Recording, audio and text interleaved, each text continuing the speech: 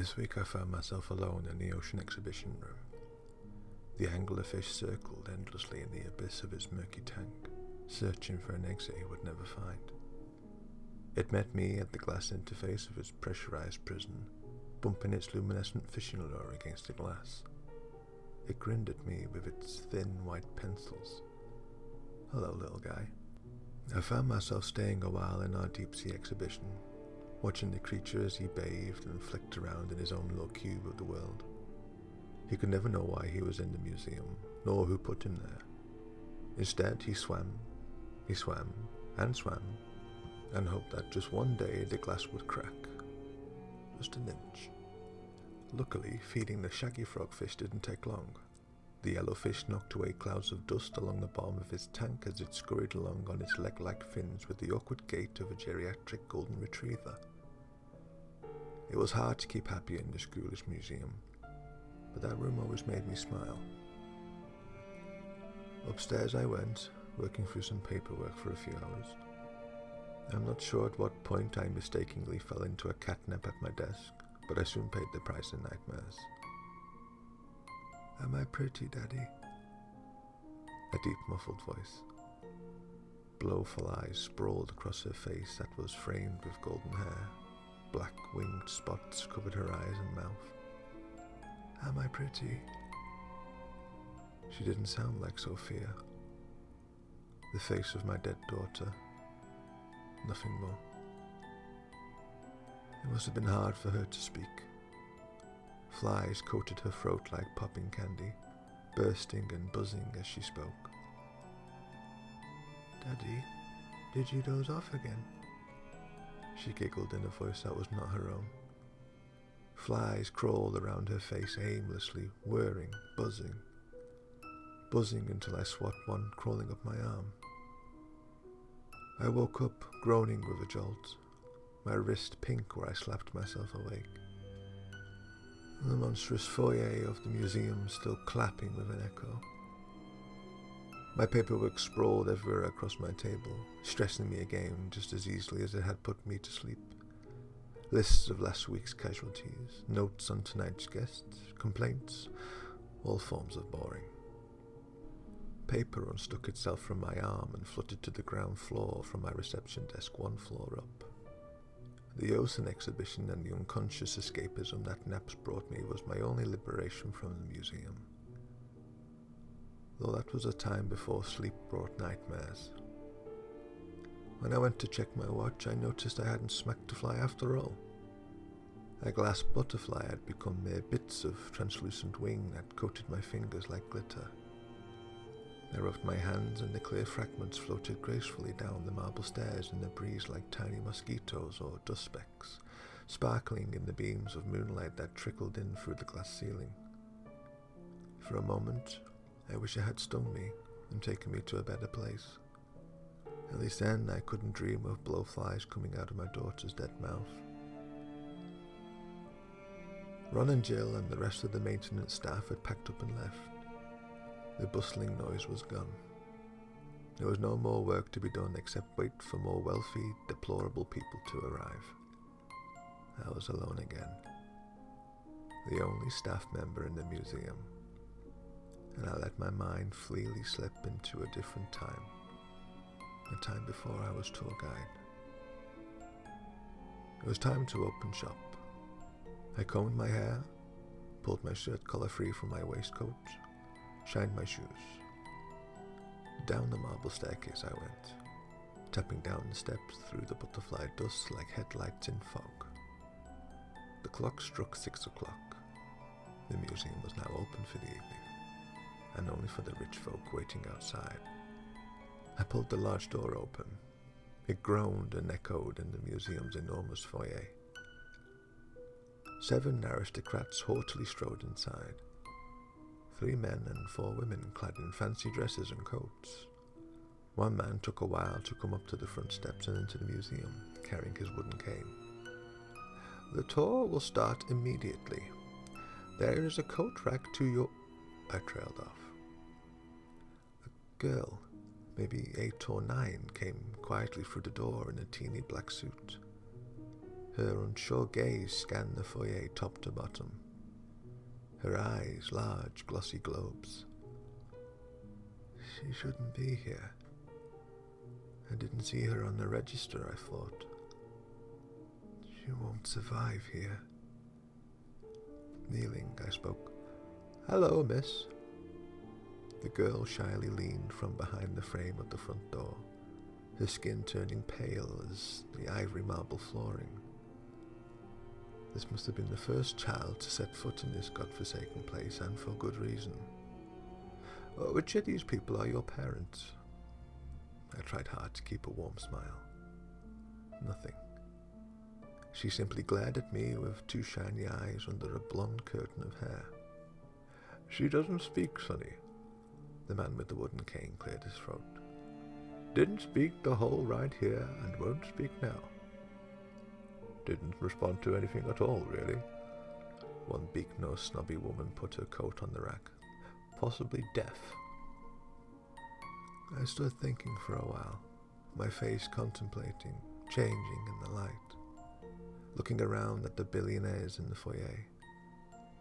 They already looked ready to sink their teeth into the exhibitions, or worse. Bringing her along with the rest of the group on the museum tour was simply not an option.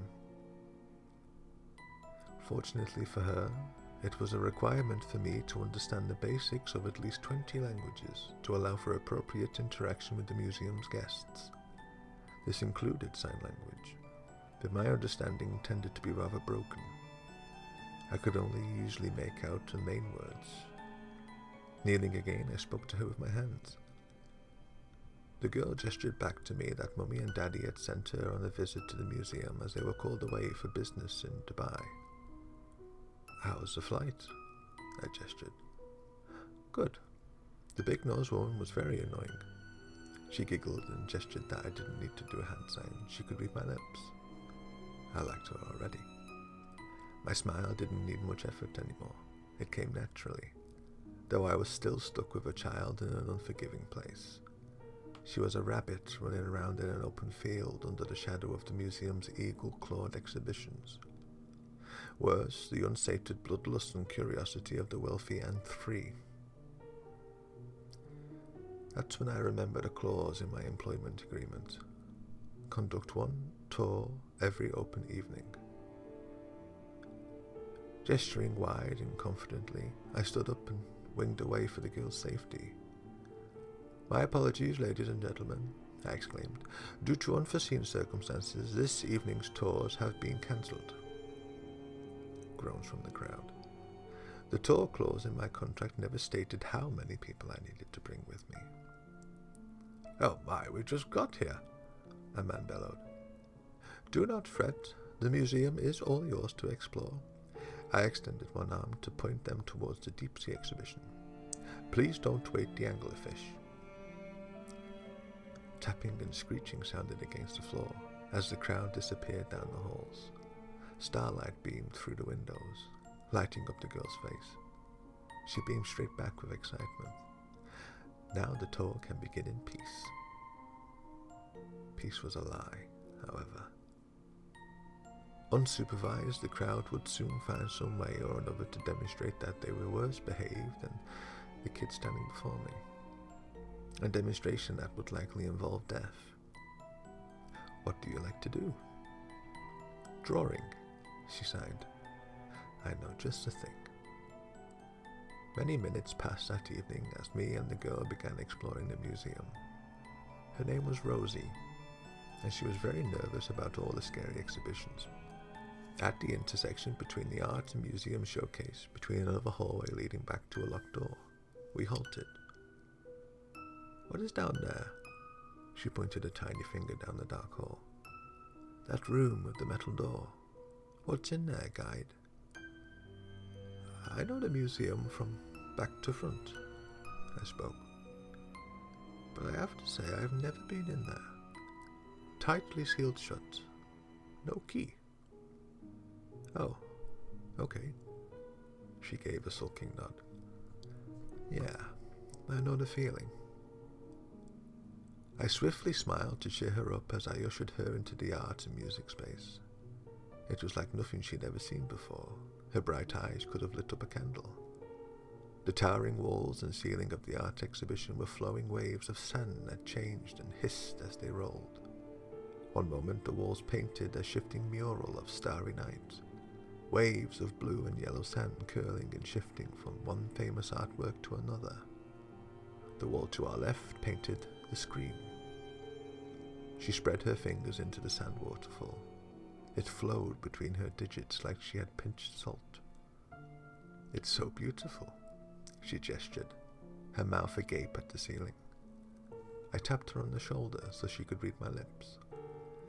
"We don't just house paintings here. Take a look at these." Leaning one hand against a small glass cabinet, we gazed in. 2 brightly coloured shoes were sat upon an ivory silk sheet, iridescent against the changing colourful backdrop of the sandy walls. They gleamed bright enough to show their true crystalline translucency. Beneath the glass cabinet, the clumsy dancers. She wasn't truly impressed until I heartily slapped the cabinet. The knocking suddenly turned the empty shoes alive, tapping and dancing upon the silk beneath them. One dance changed to another, another became a twirl. They gracefully ended their tango with the famous moonwalk shuffle. "Wow, what are these?" She pressed her hands against the glass. If she were any closer, they might have kicked her. Well, some people might have a good voice. A fantastic, fantastic singing voice. I took out my satin cloth and began polishing the glass as I spoke. Some people have the rhythm for soulful moves. These shoes right here, they bridge the gap. She was glaring at me with wide eyes, listening with them too, pulling the weight of ears that couldn't hear. They were developed sometime between the 60s and 70s, helped push the dancing inept singers into superstardom by giving them the dancing edge too. I gestured her on to the next display against one sand waterfall. For a moment I caught a sparkle in her eye. Her hair and bright grin reminded me of my dearly departed daughter, filling me with a long-forgotten warmth. "I bet I'm having more fun than you are right now, Rosie." She took a seat. "What's this, guide?" Upon the table before her, a small white pen lay over a graphite and ash-speckled stone tablet. When I pointed to the thin edges of the black plate, she caught the stretched golden placard that said "Ballpoint Stone." Her head twisted around at me, eagerly waiting. "Go ahead. You'll see." I nodded, and she turned back around. Her hand grabbed the pen. It met the plate with a blocky tap. Abruptly, the wall of sand bloomed a pale white, save for tiny imperfections of dotted peach-coloured sand that gave it the impression of an art canvas rather than plain paper. As her hand swirled upon the plate, blotches of black sand circles formed and swirled against the wall's coarse current. "Draw something, Rosie," I spoke. "The plate knows what you will draw and will guide you." Unsure at first, she shook the back of her golden head a few times. An 8-year-old perfectionist. In that moment I smirked when I pictured her rolling up her suit sleeves to get the work done right. I laughed when she really did it. "Is that me?" I let out, staring at the sand wall. A man with brown hair emerged on the moving canvas, dressed in an absolutely dashing maroon waistcoat. It must be me. The drawing was a bit beyond an 8-year-old's range of skill. We had the pen and plate to thank for that. Though she was doing a beautiful job showing off. "Wow," I said. "That looks great, Rosie." She had all my attention when she began drawing another figure. Who is that beside me now? In the sand of the towering wall before me, a gawky shape appeared that bloomed, big black blobs. It looked familiar, yet terrifying. Diabolical sharp nails protruded from its lanky black arms. "Rosie?" Nothing. She kept scribbling away tirelessly at the plate. The thing loomed over my figure on the drawing on the wall, the sand flowing, the creature looming. It was a sickening animation. One ghoulish jaw hung free over its disgusting long neck. Rosie! It engulfed my head. Thin, pencil-like teeth cut through my childishly drawn throat. Red sand suddenly coughing and spitting out the wall onto the museum floor, staining Rosie's shirt like bloody rain. Rosie! I grabbed her by the arm. What the hell are you drawing? She glared up at me with glossy eyes like she was about to cry. It wasn't me, she sighed. I lifted her from the seat and plopped her upon the floor that was littered with speckles of red sand. She turned to the wall and pointed at her depiction of me. See, that's you. My heart was racing. Did the museum make her draw this? And her shaky arm slowly drifted to the black figure. That's Mr. Sleepy. I felt sick. I had tried so hard to pull her away from the mayhem, but the museum had bitten back. Come with me, I said sternly, and she took my hand. Off we went quickly, downstairs to the indoor forest exhibition. I had to keep her safe. No more misadventures. As we left, Mr. Sleepy turned his head and stared at me with his vacant, horrifying, sandy eye sockets. I didn't tell her that. We saw a few distant visitors along the way to the forest room. They roared with laughter, screamed. I ushered her along with me, holding her hand tight. For a while, things were much calmer in the forest room. I explained to the girl that it was partially an aviary, and reassured her that the birds still got sunlight through the glass ceiling when it was daytime. Though this evening only moonlight beamed through into the museum's indoor forest. Rosie and I startled a few birds crunching the bark up on the ground as we delved deeper. Quiet, Rosie. I gestured this time. Yes, we have to be quiet. I pointed to a display next to us that was wedged between two well-trimmed trees. It was dark, but we managed to make out the shape of a person inside. That tree looks like a man, she gestured. That's because it is. Her eyes lit up as I whispered, still clenching my hand tightly. An experiment gone wrong. We house it here so it can sleep. He's not human, not anymore. Feasts through his roots or anyone stupid enough to get close to him.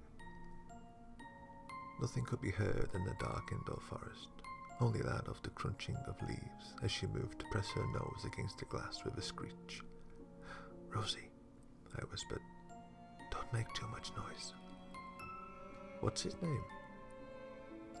No name. I gently pulled her away from the exhibit. Though some guests call it the slumber ghoul. He's relatively harmless, though one of our poor janitors fell asleep in here during one of those long evenings and never woke up. Her hand tightened around mine. They say he eats you through your dreams, I whispered, and if you're really tired, you don't even have to be asleep to feel it happening. She pulled my arm in a hurry towards the door. Sorry for scaring you, Rosie. We had almost made it to the back door when a couple of blue butterflies fluttered and landed on her hair. She had almost lifted one onto my finger when leaves crunched behind us. One of the deplorable rich people had found us. He was scrambling around in the dark, reaching with hands unable to see. His hand met the cabinet that housed the tree man. The idiot sounded a loud honk as his fingers slid across the glass. Without warning, he smashed the glass, cackling as he ran out of the forest aviary and back to the halls. Rosie tried to free herself from my hand's grip, to break into a sprint to no avail. It's okay, Rosie. The back door, let's go. We jogged quickly through the trees, crunching bark and waking birds as we went, running. The door to the aviary sounded a clack. Somebody was locking us in. I jimmied the rusty doorknob at the back to no avail. The door first clicked, then bumped with no groan as it stubbed to a sudden shut. It widened little enough that I swore I wouldn't be able to even fit a few fingers in the gap. Mr. Sleepy is coming. Something's in the way, I grunted. Suddenly the girl drummed her fist on my leg. She kept hammering on the side of my leg. Rosie pouted a worried face to the artificial tree line before rummaging her face into one of my black pant legs away from something horrible. Beyond the trees it towered with flesh irregular and charred black like an ashen log. Its mouth hung unhinged, wide open and ghoulish. Its eyes a vacant white. It was watching us. Rosie, I held the girl by her shoulders. Rosie, it's okay, he can't get us. The girl looked up with glossy eyes. Monster, she gestured. It cannot touch us if we are well slept, I spoke. Stay awake, okay? I gave her a warm look, but it was quickly cracking. We shared a gaze for as long as she could muster before her eyes met the ground. Rosie, I want you to stay calm when you answer my question, okay? I had to balance my gaze between her and the thing in the trees. Rosie sniffled, then nodded. Did you sleep much on the flight to the museum? My eyes darted to movement behind us. Blackened stumps where legs should be slogged under the ghoul. Moving, weighted like an unrooted oak. Every slow step it took made its torso contort with a sickening crack as if the bones had snapped and twisted. Its mouth had since widened enough that it could fit Rosie's beautiful ripened head inside. Rosie, did you sleep? Crack. Rosie, crack, crack. Like a fever dream, I saw blowflies crawling over her eyelids and her mouth, just like my dead daughter, Sophia. Am I pretty, Daddy? I snapped out of it. Rosie, please, I boomed, shaking her. Crack, crack, crack, crack, crack. I had to get her out. I couldn't lose her, not again. I shot up from my knees, launching her onto my shoulders and bolted towards the other door. Her head bounced around for a while as I ran, but when I steadied, we made out the ghoul. It was looming close, a mere 20 paces away. Its torso flailed with a disjointed crack in directions perpendicular to its body. Hold on, I announced as I held Rosie to my chest. I extended a leg and launched a kick into the door. Curses under my breath could not drown out the sickening sound behind me. All I could think of was that I had to get Rose out, and that its steps sounded like boot meeting snail. Get in, I said, and her shoes popped on the ground. This time I held my kick as one shoe planted against the door. I could not open it wide enough for myself, but pressing the door open with my boot made it grown wide enough for her to enter. For a split second, I worried about the rich people through the door and in the halls too. One long, unending nightmare. I finally broke through. The rich people who had been blocking the door shut went sprawling like cockroaches under a bright light. They cackled manically as they ran through the halls. Almost got you. One of the rich men laughed as he went around a bend, his voice becoming distant as he ran. They couldn't keep getting away with this. They couldn't keep tormenting me and the museum for sickening entertainment. Wait here, I told Rosie. She was a ball on the ground, shaking and sobbing. I shot up on 2 legs in a rush and gave chase. The rich prick ran and ran, his hands screeching against the walls of the tight corridor, our museum's greenhouses on either side. You almost killed Rosie. Sprinting, I had almost caught up with him. He was in arm's reach. Stop running. His leg caught itself beneath one foolish stride. He went tumbling into one wall before pushing off it and into another, smashing the glass and halfway tumbling into the greenhouse. Spectacles had come away from his face. Blood drained and trickled towards his scalp as he hung over shards of the broken window. Starlight flooded in from the greenhouse and blanketed his face in a greenish hue. "Help me," he coarsely pleaded. One arm reached up at me, wanting to be pulled away from the glass into safety.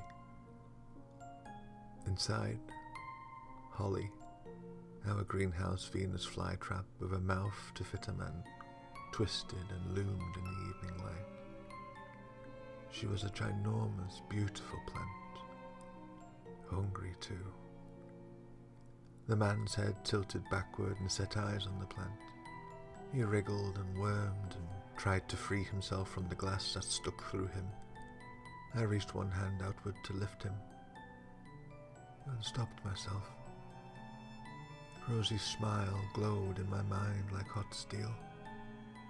My daughter Sophia had that same smile, a smile he wanted to take away.